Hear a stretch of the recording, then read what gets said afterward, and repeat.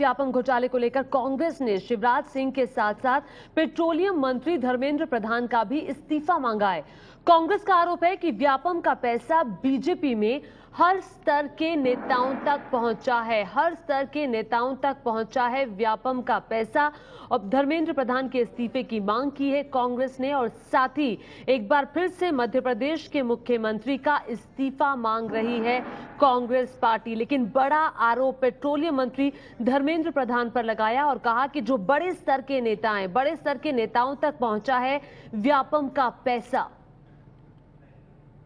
Doctor Sudhir Sharma जो Vyapam accused और kingpin और प्रमुख हैं वीएनएस ग्रुप ऑफ इंस्टीट्यूशंस के, श्री लक्ष्मीकांत शर्मा जो टेक्निकल एजुकेशन मिनिस्टर थे और व्यापम के इंचार्ज भी थे, शिवराज सिंह चौहान जी मेडिकल एजुकेशन मिनिस्टर के साथ साथ और जो अब जेल की सलाखों के पीछे हैं, ये सब लोग मिलकर व्यापम से जनरेट होने वाला पैसा, भ्रष्टाचार और बच्चों के भविष्य को अंधकार में करके पैदा होने वाला जनरेट किया जाने वाला पैसा, फर्जीवाड़े का भ्रष्टाचार का पैसा, ये सब लोग आपस में शेयर किया करते थे और उसमें जिनके नाम आए हैं वो अपने आप में चौंकाने वाले हैं।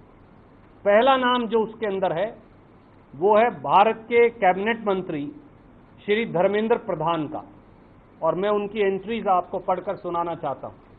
This is a internal report of the Income Tax Department prepared based on documents and Excel sheets recovered from the office of Dr. Sudhir Sharma and Shri Suryavanshi in a raid by income tax authorities sometimes in 2011.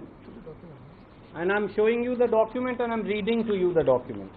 It says Excel file containing sheets 1 to 5. Named ticket details present in the hard disk seized from the office of Dr. Sudhir Sharma /VNS at 3 Zone 2 MP Nagar Bhopal. This is, and it says at a particular serial number Dharmender Pradhan Bhopal to Delhi 21/5/2010 fair 6807। और ये एक नहीं है, 2-3 जगह धर्मेंद्र प्रधान जी का फिर नाम है, ये टिकट डिटेल्स फिर हैं, फिर Dharmendra Pradhan Bhopal to Delhi etcetera etcetera. और केवल इतना नहीं, दूसरा नाम जो इसके अंदर है वो है भारतीय जनता पार्टी के राष्ट्रीय उपाध्यक्ष जो अमित शाह जी के बाद नंबर 2 पर हैं, प्रभात झा जी का और उनके 2 पुत्रों का, जिनका नाम है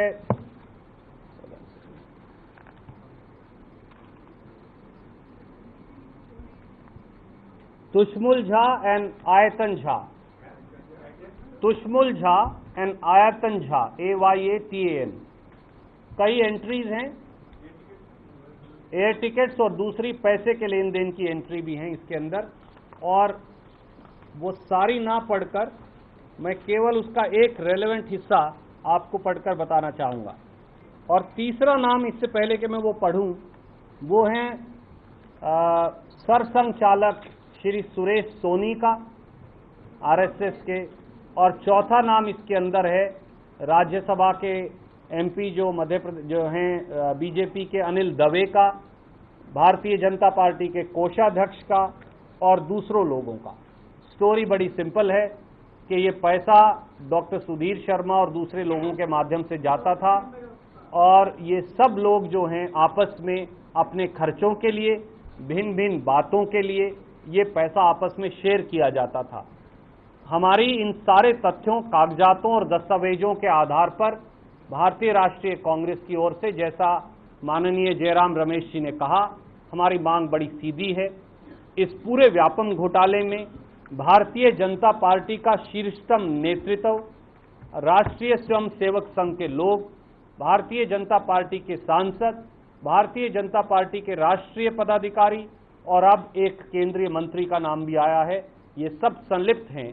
जब तक श्री शिवराज सिंह चौहान जी को बर्खास्त नहीं किया जाएगा तब तक इस व्यापम घोटाले की जांच और उन 49 आप कह रहे थे, 49 अब मृत्यु पूरी हो चुकी हैं जो व्यापम घोटाले से प्रत्यक्ष या परोक्ष रूप से संदेहपूर्ण तरीके से जुड़ी हैं, ये जांच संभव नहीं जब तक शिवराज सिंह चौहान को हटाया नहीं जाएगा और नैतिक आधार पर, संवैधानिक आधार पर और व्यापम घोटाले से जुड़े होने की वजह से श्री धर्मेंद्र प्रधान को भी एक दिन भी अपने पद पर बने रहने का अधिकार नहीं।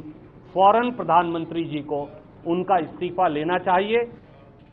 तो बड़ा आरोप कांग्रेस ने लगाया है प्रेस कॉन्फ्रेंस करके कि व्यापम का पैसा बड़े लोगों तक पहुंचा जो बीजेपी से जुड़े हुए हैं, लेकिन बड़ा नाम धर्मेंद्र प्रधान का, पेट्रोलियम मंत्री, केंद्रीय मंत्री है। अभी तक धर्मेंद्र प्रधान और जो बाकी लोग जिनका नाम प्रेस कॉन्फ्रेंस में कांग्रेस की तरफ से लिया गया, किसी का पक्ष भी सामने नहीं आया। इन सभी के पक्ष का इंतजार रहेगा। कांग्रेस के आरोपों पर क्या कहना है इनका, अभी तक ये पक्ष सामने नहीं आया।